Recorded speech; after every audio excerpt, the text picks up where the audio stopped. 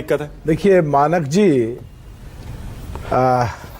जो सारंगी साहब सांसद हैं उन्होंने रिवेन्यू पे काम किया है और मैंने स्टैंडिंग कमेटी में इस तरह के विषय पे बहुत डिटेल में काम किया है। तो मुझे समय देना।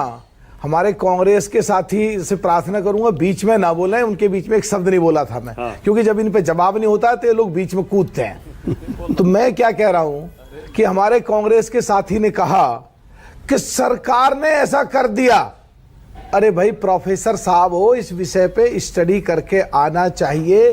किसी भी स्टैंडिंग कमेटी को या किसी भी जॉइंट पार्लियामेंट कमेटी को जो संसद के द्वारा अगर कहीं पे महसूस करे स्पीकर कि इसमें कुछ कंफ्यूजन है या इसमें कुछ क्लेरिफिकेशन की जरूरत है या मिनिस्टर मेंबर्स में कुछ आपस में है, तो डिटेल वर्किंग के लिए भेजा जाता है और वो सरकार का कोई लेना देना नहीं है जब तक वापस डिटेल में वर्किंग करके चेयरमैन और उसके सीनियर साथी रिपोर्ट बना के पार्लियामेंट में भेजते हैं।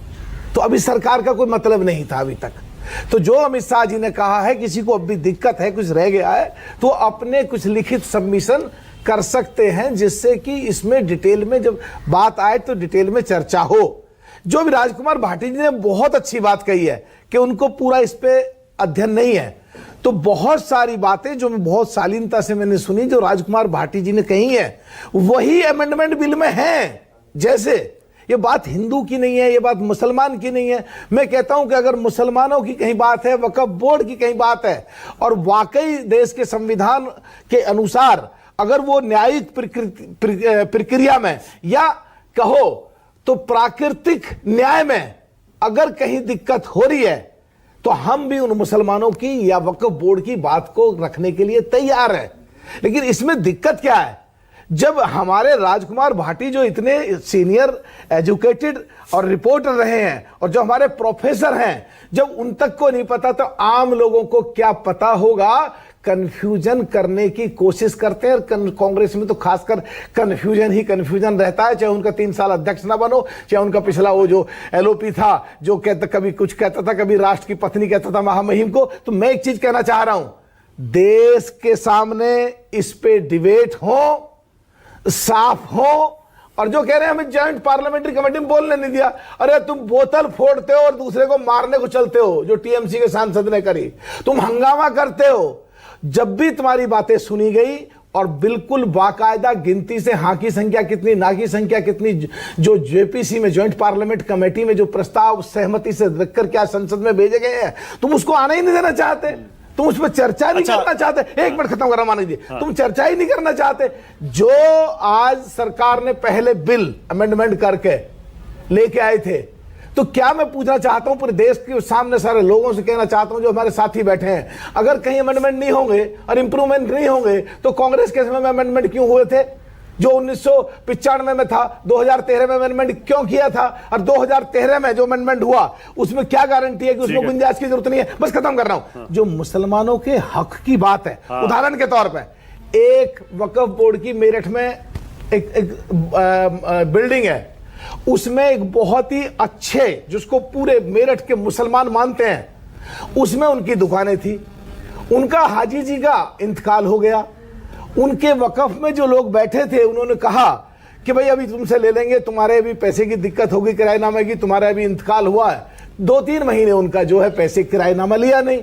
3 महीने बाद में पर्ची दूसरे काट दी, दूसरे को दे दी।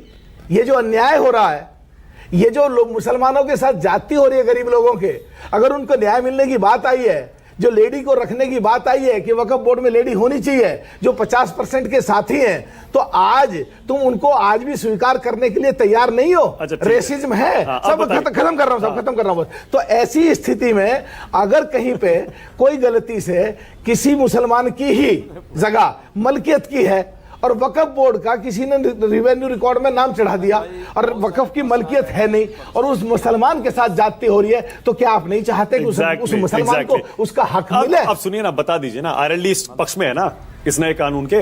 आपकी पार्टी? सुनिए, आरएलडी इस पक्ष में है कि देश के संविधान के अनुसार देश के संसद में क्लियर कहो, अमेंडमेंट क्लियर कर रहा हूँ, भाटी क्लियर कर रहा हूँ, भाटी क्लियर कर रहा हूँ, भाटी क्लियर कर रहा हूँ, ये हारना नहीं होती, रेड और व्हाइट नहीं होती, बीच में ग्रे पीरियड भी होता है। तो अगर उसमें किसी के साथ अन्याय हो रहा है और उस अन्याय गरीब मुसलमानों के साथ जो हो रहा है, या किसी की जमीन कहीं गलती से उनके नाम चढ़ गई, उस किसान के साथ जो अन्याय हो रहा है, उसमें अगर संशोधन करने के लिए अगर कानून आता है तो हम सपोर्ट करते हैं। और अगर कहीं कोई बात मुसलमानों के हित की आती है या गरीब मुसलमानों के हित की आती है, कुछ चुनिंदा मुसलमान ही उन सारे मुसलमानों के हक को कहीं दबाते हैं, तो हम गरीब और देश के ज्यादातर मुसलमानों के साथ खड़े हैं, इसलिए हम इस बिल को सपोर्ट करते हैं। मतलब आप पीडीए के साथ हैं? देना है हम सुनो, हम देश के साथ, देश के पिछड़ों के साथ, देश के दलितों के साथ, और कांग्रेस देश के पिछड़ों के खिलाफ, देश के दलितों के खिलाफ, और समाजवादी वाले को तय करना पड़ेगा।